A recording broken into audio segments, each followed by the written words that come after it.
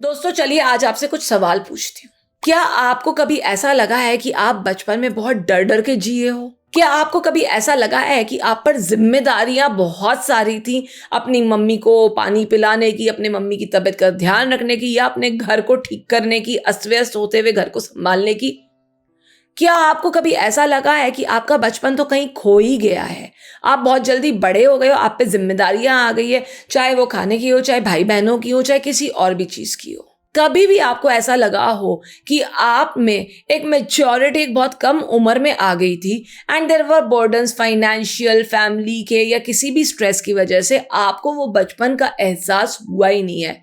That means you had a parentified childhood. Parentification ना एक ऐसी सिचुएशन है जहां बहुत छोटी उम्र पे या उम्र के किसी भी मोड़ पर एक बच्चे पे सारी एडल्ट रिस्पॉन्सिबिलिटीज आ जाती है। ये किसी भी वजह से हो सकता है, माँ बाप की बीमारी की वजह से, या माँ बाप की एब्सेंस की वजह से, या उनकी एक डिस्फंक्शनल फैमिली की वजह से। लेकिन वो बच्चा अपने आप को हर चीज के लिए जिम्मेदार समझकर बहुत जल्दी मेच्योर हो जाता है। दोस्तों कुछ वक्त पहले मैंने एक रील डाली थी पेरेंटिफाइड डॉटर के ऊपर। एक पेरेंटिफाइड डॉटर वो होती है जो बहुत जल्दी बड़ी हो जाती है और इमोशनली भी मेच्योर हो जाती है, क्योंकि उसकी डायनामिक्स अपने पेरेंट्स के साथ अच्छी नहीं होती है। आमतौर से मदर इमोशनली अनस्टेबल होती है और इस बेटी को सारा रिस्पॉन्सिबिलिटी लेना पड़ता है सब चीज़ें ठीक करने की। घर में उसको प्रोटेक्ट भी करना है, घर में उसको हंसी का माहौल भी बनाना है। इसलिए वो इतनी मेच्योर हो जाती है कि उसको लगता है कि सब कुछ उसकी फॉल्ट है और सब कुछ उसको ठीक करना है। यही पेरेंटिफाइड डॉटर एडल्टहुड में इन इमोशंस को ले जाकर अपनी सारी रिलेशनशिप्स को इम्बैलेंस करती है। आइडेंटिफाई करो अगर आपके चारों तरफ कोई ऐसी बेटी है तो। और उसके ऊपर बहुत सारे कमेंट्स और आपके सवाल आए थे कि आपको क्या क्या जानना है। तो आज ये वीडियो आप सबके लिए है, जिसमें कि हम आपको बताने जा रहे हैं कि पेरेंटिफिकेशन क्या होता है, पेरेंटिफाइड बच्चों को क्या प्रॉब्लम्स का सामना करना पड़ता है और वो इस सिचुएशन से कैसे खुद ब खुद निकल सकते हैं। जाने ना और अनजाने में ये पेरेंटिफाइड बच्चों को काफी इमोशनल और साइकोलॉजिकल प्रॉब्लम्स को फेस करना पड़ता है, चाहे तो वो इमोशनल बर्डन्स हो, चाहे वो एंजाइटी हो। किसको नहीं अच्छा लगेगा कि जब वो घर आए तो उसके मम्मी पापा वहाँ पे उससे प्यार से बात करें बजाय कि आपस में लड़ें। किसको अच्छा लगेगा कि उसके घर में बीमारी है और वो बच्चों की तरह उनकी केयर कर रहे हैं? नहीं ना। सिमिलरली ये सारे जो स्ट्रेसर्स हैं एक बच्चे को, चाहे जान के चाहे अनजाने में, जो भी आपको रिस्पॉन्सिबिलिटीज फेस करनी पड़ी है, उस रीजन से आपको एक पर्सनालिटी शेप करा देते हैं। आपको बहुत कम उम्र में ना जिम्मेदारियों का बोझ उठाने की, चाहे फाइनेंशियल हो चाहे प्रॉब्लम्स कैसी भी हो, उनकी जिम्मेदारियां उठाने की आपको आदत पड़ जाती है।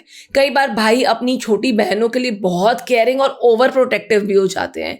कई बार बहनें अपने छोटे भाइयों के लिए या अपनी माँ के लिए बहुत ओवर प्रोटेक्टिव हो जाती है। तो इसका क्या नतीजा होता है? आपको आगे रिश्ते निभाने में डिफिकल्टी होती है। तो आज भी अगर आप इससे रिलेट करते हो, अगर आप पेरेंटिफाइड डॉटर या पेरेंटिफाइड सन को रिलेट करते हो, तो आपकी ये जिम्मेदारी बनती है कि आप इससे निकलो और आप इसको आगे आने वाली जनरेशन्स पे या अपनी रिलेशनशिप्स पे हावी ना होने दो। तो कैसे कर सकते हैं ये, मैं आज आपको बताती हूँ। नंबर 1 तरीका इस पेरेंटिफिकेशन से निकलने का ये है कि अपने आप से आप रियलिस्टिक एक्सपेक्टेशन सेट करें। ये बोलना बंद कर दो मैं सब कुछ कर सकता हूं, मैं सब कुछ कर सकती हूं, या मैं सब संभाल लूंगा। नहीं, you have to be kind to yourself.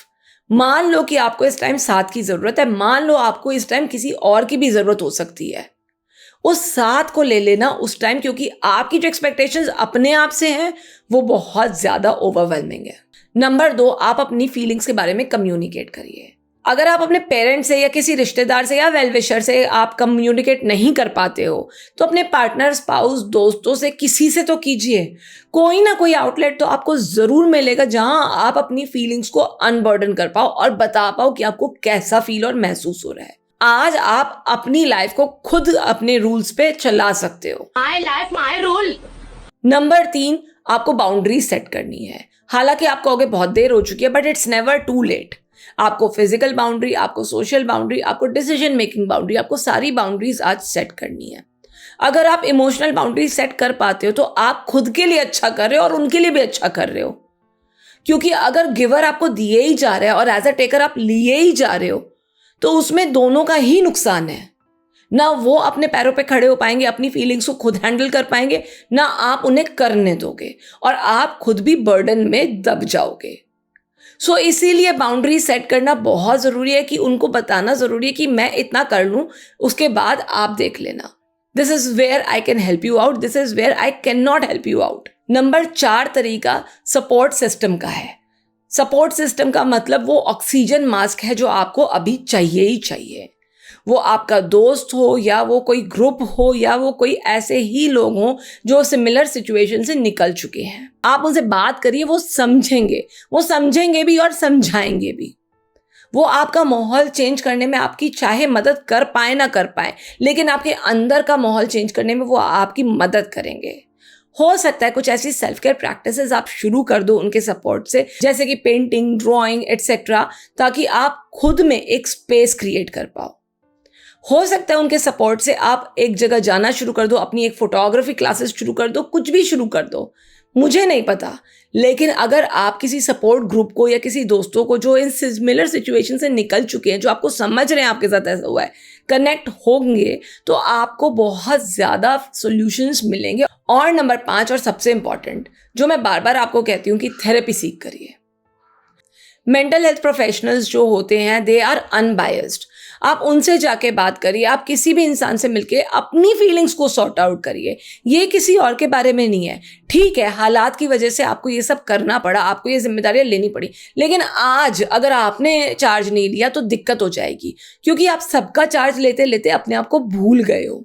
ये सारी प्रॉब्लम्स ना दोस्तों उन फैमिलीज में ज़्यादातर देखी गई है जहाँ पेरेंट्स जाने अनजाने में सपोर्ट नहीं कर पाते हैं और बच्चों को ये सारी रिस्पॉन्सिबिलिटीज अपने ऊपर लेनी पड़ती है, ड्यू टू अनअवेलेबिलिटी और लैक ऑफ रिसोर्सेज और इलनेस और डिवोर्सेस और separation, what ever it is.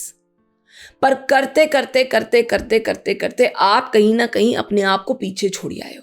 सो आज हमारे साथ आप इन सब सोल्यूशंस के साथ, या जो सोल्यूशन आप अपना रहे हो, जिसको सबके साथ शेयर करना चाहते हो, शायद हम सबकी मदद करके हम सब आपस में इस सिचुएशन से निकल पाएंगे। अगर ये वीडियो आपको अच्छा लगा है तो please do not forget to like, subscribe and share. Bell notification पे प्रेस करिएगा और ऐसे ही कमेंट सेक्शन में हमको भी गाइड करते रहिए कि आपको किस विषय पर चर्चा करनी है। सो फिर मिलेंगे, जल्दी मिलेंगे। तब तक के लिए signing off, doctor Garima Gupta. Bye, sayonara.